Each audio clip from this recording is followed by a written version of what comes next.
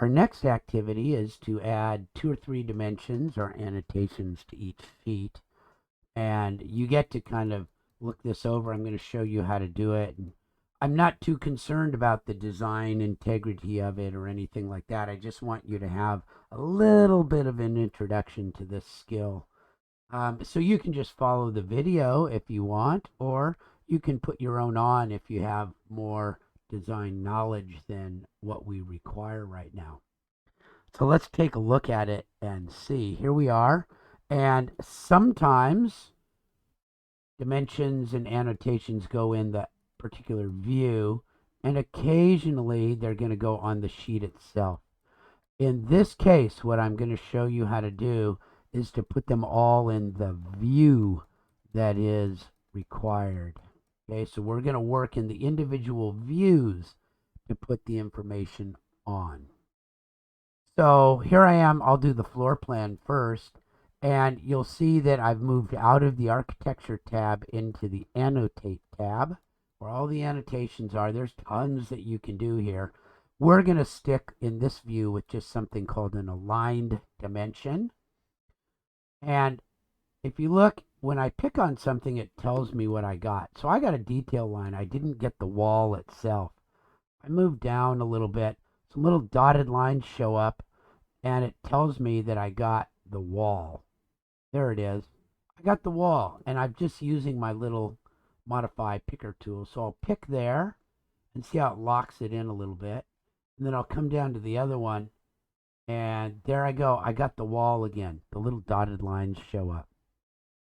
So I'll click, and then I'll move my dimension out to where I want it to sit, and I'll click again. Now that is showing me that it's going to the middle of the wall, center line of the wall. Perhaps you want it to move. You can click this little dot on the leader line and click it again until it goes to the inside or the outside. Revit lets you choose where you want to go to. So now I'm gonna do it again. I'll pick this tool. I'll come and I'll pick the oh, here we go. I'll pick the wall. Keep getting the detail line there. There I go. I got the wall. Yep. I need to tell it I want to do a dimension. There's the wall. There's the wall. Click. Zoom in or out to get to where I want to go and put it up in place.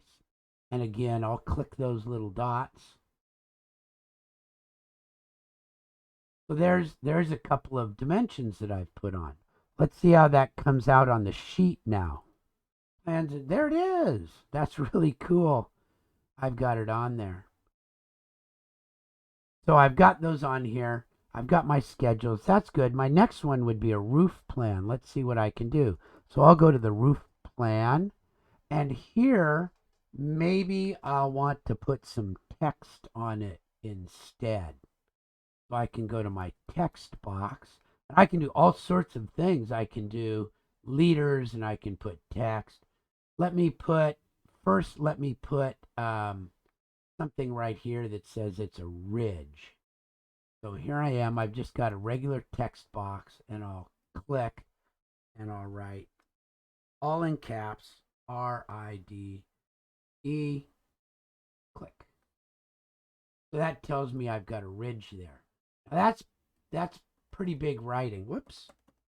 I'm doing a terrible job there. There we go. That's a 1/4 inch on the page. Let's see if there's something else available. Yeah, I don't need it so huge. I'll make it 3/32 tall. That looks a lot better. And if I click on it, I can use this move button, or I can use my arrow keys. There, that's a ridge. And potentially I want something that says that I've got a hip. HIP. Let's make that 3/32. Yep. Pick it.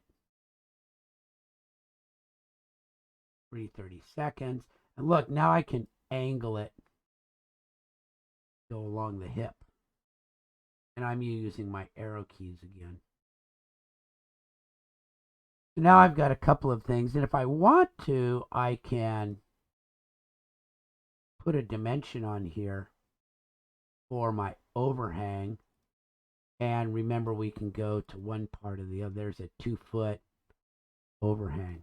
So that should be sufficient for that. You can put more on. You can call this wall below. That's maybe something that would be interesting to do. Let me go back to my annotates.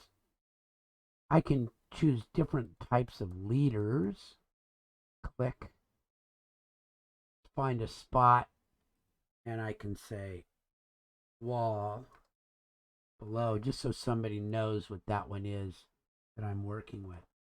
So those are a few ways that you can put things on a roof plan as an example. Let's see how it looks.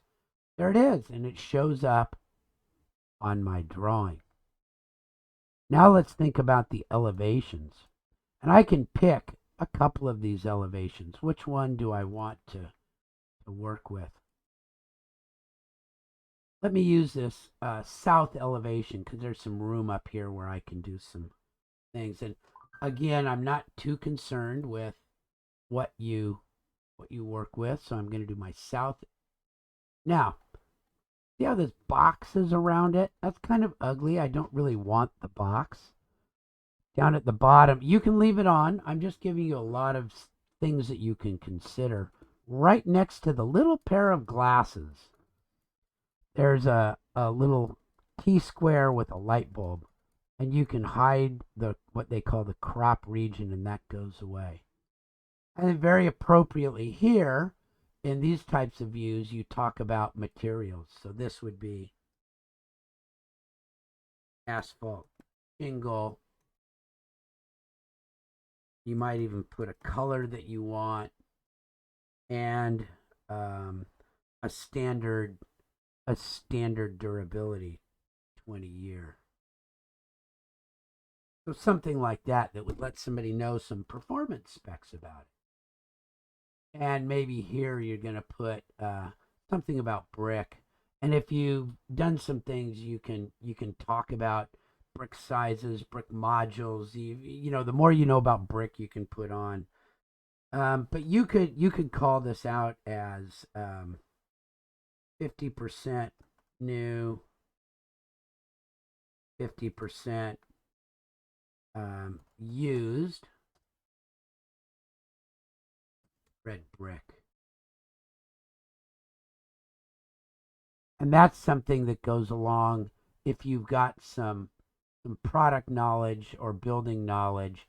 There are standards that give you points towards your house and getting it approved for using certain number of recycled work. So there you go. Now I've got that page set. I've got a couple of notes on that page. And then the last one would be the perspective views, where you would just, make some notes about that. You might put a note on here that's maybe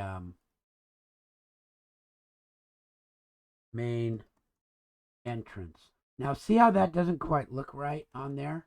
It's because I put it on the sheet. So I really, if I can, want to try. Let's see if I can put it on the perspective view. I have to find them now. Sometimes they're there we go. So that one is southeast perspective view. See, it doesn't let me put text on here because it doesn't really know where to orient it. So 3D views require, you can't put annotations on 3D views. Those ones you need to put on the piece of paper.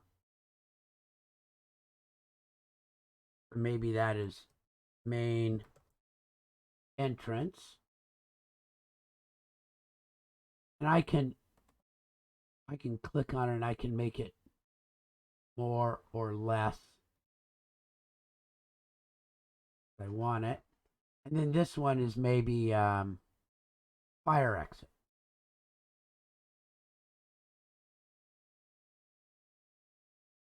I don't care what you put down on these. Just put a couple of things down. Maybe you want to label what it's for or anything like that. Just put 2 things. But that shows you that 3D views, the text and dimensions and anything need to be put on the piece of paper. So that's how you get things on the floor plan, the roof plan, the elevations, and the perspective. Let's go to the cover page. And you can do this on any page, by the way. What I'm going to show you now can be done on any page. First of all, this is not design 302, it's design 320, so let's fix that. And you'll see that that gets fixed on every page. Isn't that the coolest thing? If I change certain blocks, it changes all the way through.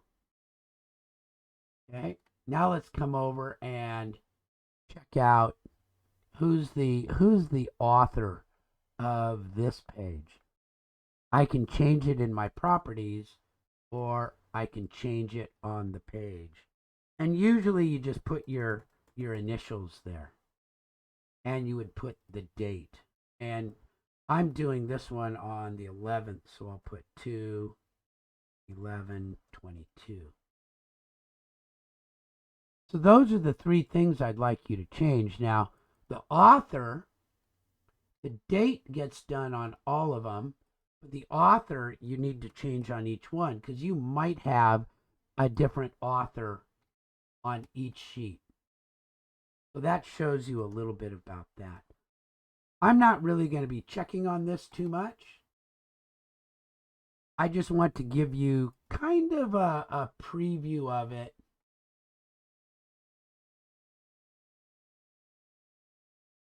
To show how Revit works. So what have we done? We've added 2 or 3 dimensions or annotations to each page. On this page, all we did was add the data. On the floor plan page, we added 2 dimensions. On the roof plan, I added a couple of pieces of text, a leader, and a dimension. And on the elevations, I just added 2 little dimensions, 2 little leaders. And on perspective views, remember I had to go to my sheet because 3D views require that you put it on the sheet. There we go. I think we've got that. And what you put down is not part of the grade. It's that you put something down. That is part of the requirement for this assignment.